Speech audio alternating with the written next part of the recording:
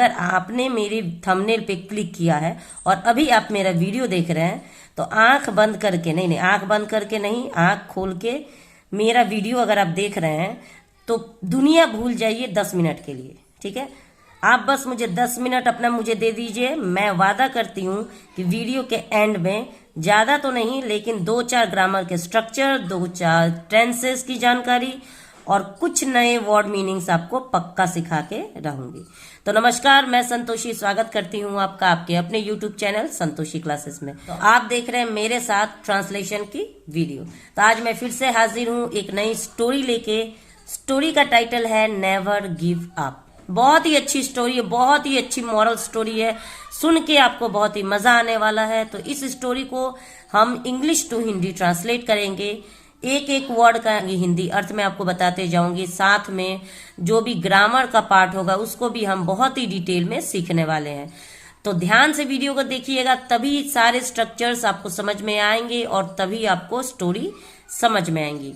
तो चलिए वीडियो को स्टार्ट करते हैं बिना देर लगाए और सबसे पहले स्टोरी का टाइटल देखते हैं, never give up.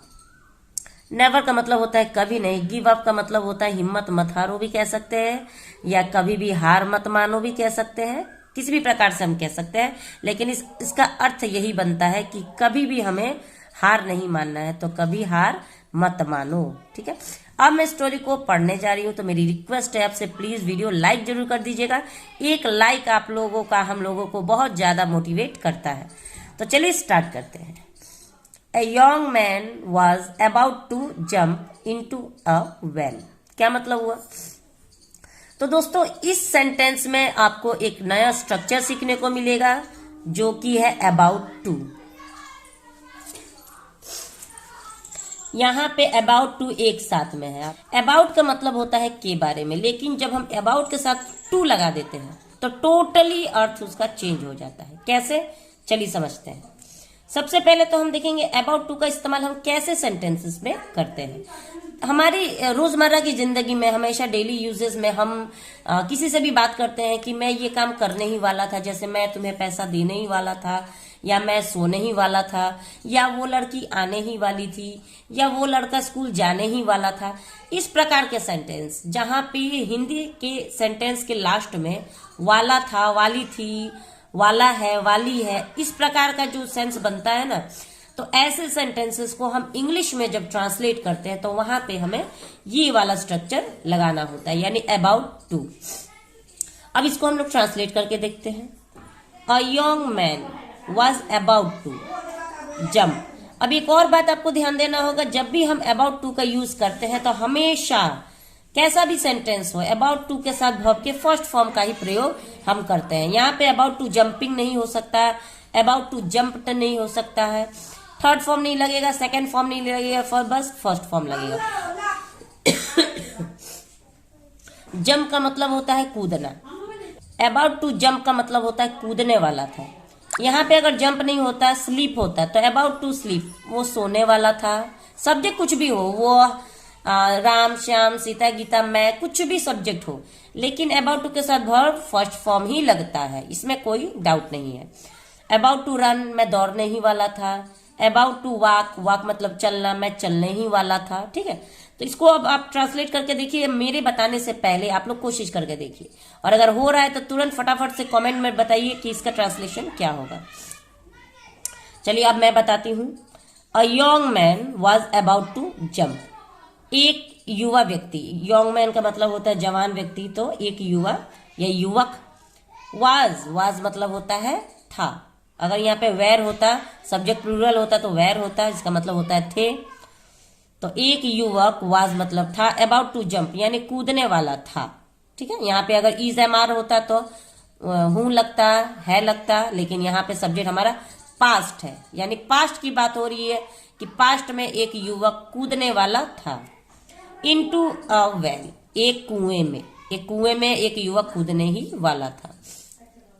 Birbal said, Birbal ने कहा। स्टॉप मतलब रुको। व्हाट्स द मैटर, क्या बात है। व्हाट मतलब क्या, यहाँ पे एपोस्ट्रोफी एस का मतलब होता है का, के, की। तो व्हाट्स द मैटर यानी बात क्या है। ठीक है,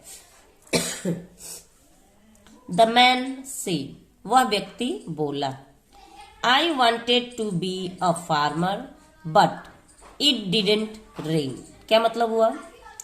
आई वॉन्टेड यानी मैं चाहता था, वॉन्टेड मतलब चाहता था, टू बी अ फार्मर यानी एक किसान, फार्मर का मतलब होता है किसान, तो मैं एक किसान बनना चाहता था, बट मतलब लेकिन, यहाँ पे जो बट है ये कंजंक्शन है। It didn't rain, it didn't rain जो है ये आपका पास्ट इंडेफिनिट का नेगेटिव सेंटेंस है, ठीक है, याद रखिएगा। पास्ट इंडेफिनिट में जब भी हम कोई नेगेटिव सेंटेंस बनाते हैं तो वहां पे हमें डिड नॉट का प्रयोग करना होता है। तो डिड नॉट, यहाँ पे डिड नॉट ही है लेकिन कॉन्ट्रैक्शन फॉर्म है डिडेंट, इसका मतलब होता है डिड नॉट, शॉर्ट में हम लिखते हैं डिडेंट और पढ़ते भी है डिडेंट, डिड नॉट नहीं पढ़ना है। लेकिन इट डिडेंट रेन का मतलब होता है लेकिन बारिश नहीं हुई। यहाँ पे इट का कोई अपना अर्थ नहीं होता है, ये इंट्रोड्यूस करने के लिए लगाया गया है। बारिश, बारिश को नहीं ना बोलते हैं कि वह बरस नहीं रहा है, ऐसा नहीं बोलते हैं। तो इट का प्रयोग हम, इंट्रोडक्टरी वर्ड है इट, जिसका मतलब होता है इसका कोई अर्थ ही नहीं होता है, ठीक है। तो यहाँ पे बट लेकिन बारिश नहीं हुई। द क्रॉप्स डाइड, यहाँ पे डाइड जो है डाई का सेकेंड फॉर्म है, पास्ट इंडेफिनिट का अफर्मेटिव वाक्य है। ये बात भी आपको ध्यान रखना है, पास्ट इंडेफिनिट में जब भी हम कोई अफर्मेटिव वाक्य बनाते हैं वहां पे हमें वर्ब के सेकेंड फॉर्म का प्रयोग करना होता है, और जब नेगेटिव सेंटेंस बनाते हैं तो वहां पे डिड नॉट के साथ वर्ब का फर्स्ट फॉर्म का प्रयोग करना होता है, ठीक है। क्रॉप्स का मतलब होता है फसल, डाइड मतलब मर गया, डाई का मतलब मरना, डाइड मतलब मर गया, तो फसलें मर गई, मरना नहीं होता है, फसलें सूख गई होता है, ठीक है। I tried to be a shepherd but a wolf killed my sheep.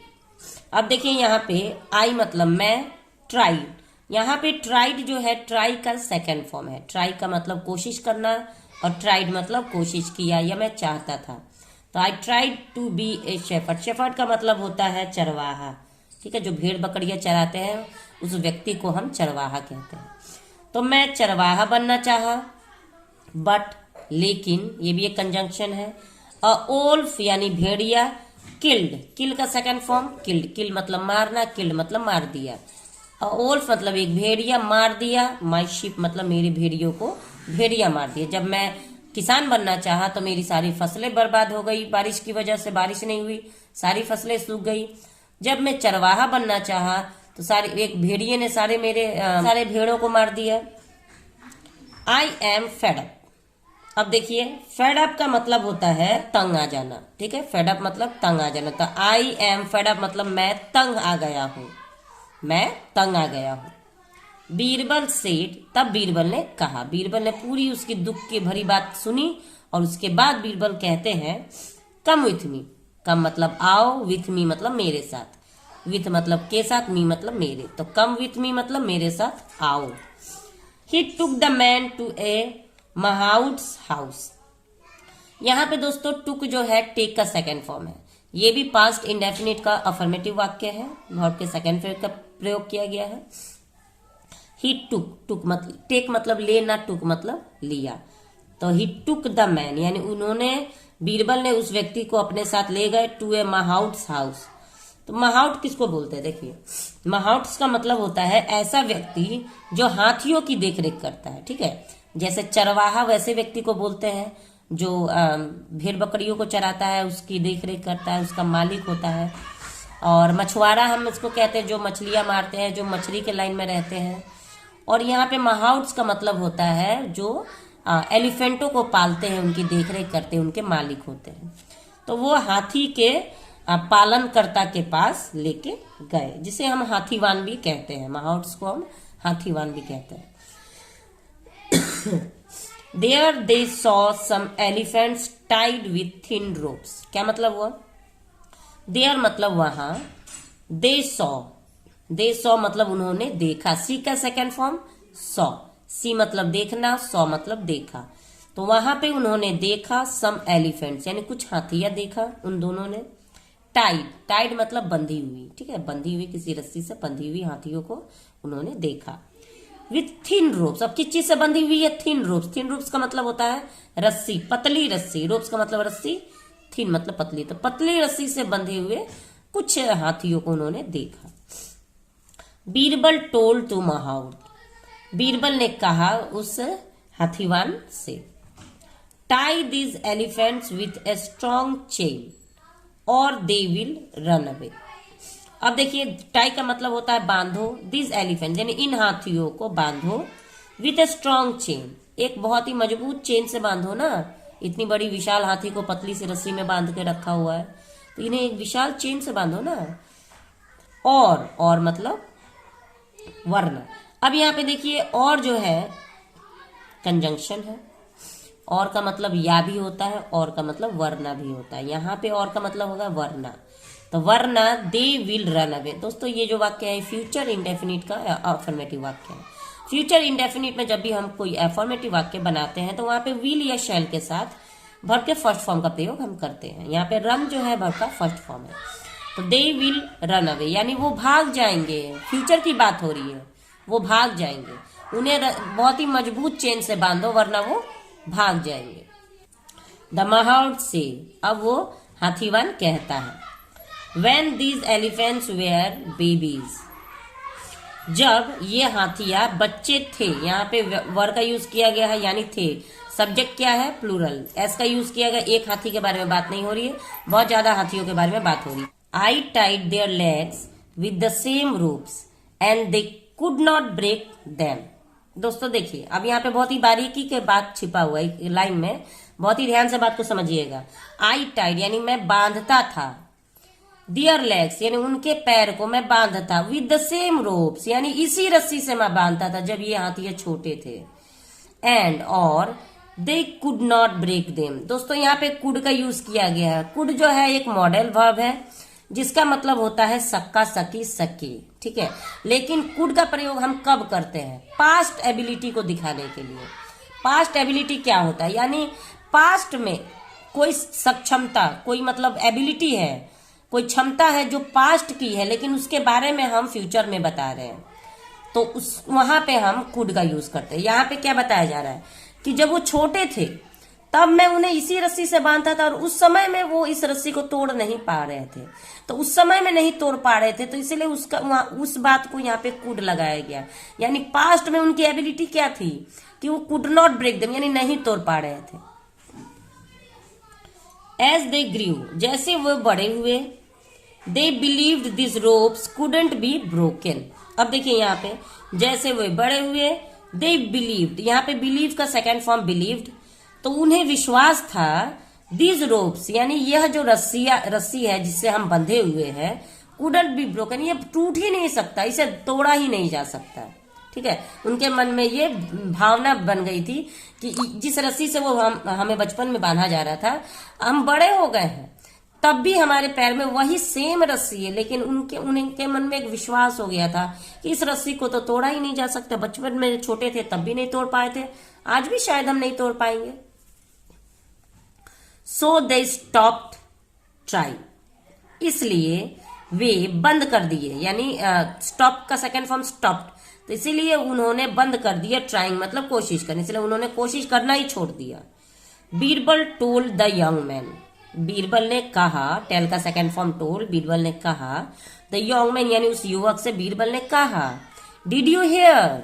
अब यहाँ पे देखिए पास्ट इंडेफिनिट का ये इंटेरोगेटिव वाक्य है, डिड का प्रयोग किया गया है, उसके बाद सब्जेक्ट और उसके बाद वर्ब, तो डिड यू हियर क्या तुमने सुना।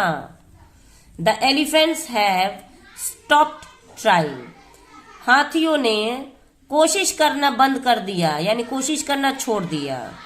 They don't know their strength, strength का मतलब होता है ताकत, तो उन्हें नहीं पता है। यहाँ पे जो है ये प्रेजेंट इंडेफिनिट का नेगेटिव वाक्य है, ध्यान दीजिएगा, प्रेजेंट इंडेफिनिट का नेगेटिव वाक्य है। प्रेजेंट इंडेफिनिट में हम डू नॉट का प्रयोग करते हैं वर्ब के फर्स्ट फॉर्म के साथ, और पास्ट इंडेफिनिट में डिड नॉट का प्रयोग करते हैं वर्ब के फर्स्ट फॉर्म के साथ। कंफ्यूज नहीं होना है, डू नॉट का है प्रेजेंट इंडेफिनिट है, डू नॉट नो यानी वो नहीं जानते थे, देयर स्ट्रेंथ यानी अपनी ताकत वो जानते ही नहीं थे, इसलिए उन्होंने कोशिश ही नहीं की और उन्होंने कोशिश करना ही छोड़ दिया। द मैन सेड, उस व्यक्ति ने कहा, थैंक यू सर, शुक्रिया sir, I will never stop trying, यहाँ पे विल के साथ वर्ब का फर्स्ट फॉर्म है, फ्यूचर इंडेफिनिट का अफर्मेटिव वाक्य है, मैं कभी नहीं स्टॉप ट्राइंग, मतलब कभी भी कोशिश करना नहीं छोड़ूंगा। ऐसी बात नहीं है। अगर आप बराबर कोशिश करते रहिए, निरंतर निरंतर, देखिए फ्यूचर में एक कदम, एक अपने ओहदे को बनाने के लिए बहुत सी मुश्किलों का सामना करना पड़ता है, लेकिन अगर आपके मेहनत में दम है तो मंजिल आपके कदम चूमेगी, इसमें कोई शक नहीं है। तो आज की हमारी स्टोरी से हमने क्या सीखा? हमने यही सीखा कि हमें कभी भी कोशिश करना नहीं छोड़ना है। अगर वो हाथी चाहते बड़े होने के बाद, उनके अंदर कितनी शक्ति है, कितनी ताकत है, लेकिन उन्होंने कोशिश ही नहीं की। अगर उन्होंने कोशिश की होती तो वो आज आजाद होते, लेकिन वो बंधे हुए हैं, उनकी आदत हो गई है और बंधे हुए ही रहना उन्हें पसंद है। तो इसी उम्मीद के साथ मिलते हैं नेक्स्ट वीडियो में एक और इंटरेस्टिंग स्टोरी के साथ। मेरे चैनल पे बने रहिए। वीडियो अगर अच्छा लगा हो तो प्लीज वीडियो को लाइक जरूर कर दीजिएगा। मिलते हैं नेक्स्ट वीडियो में एक और इंटरेस्टिंग स्टोरी के साथ। तब तक के लिए अपनी सिस्टर को विदा दीजिए। Thanks for watching the video. Have a nice day.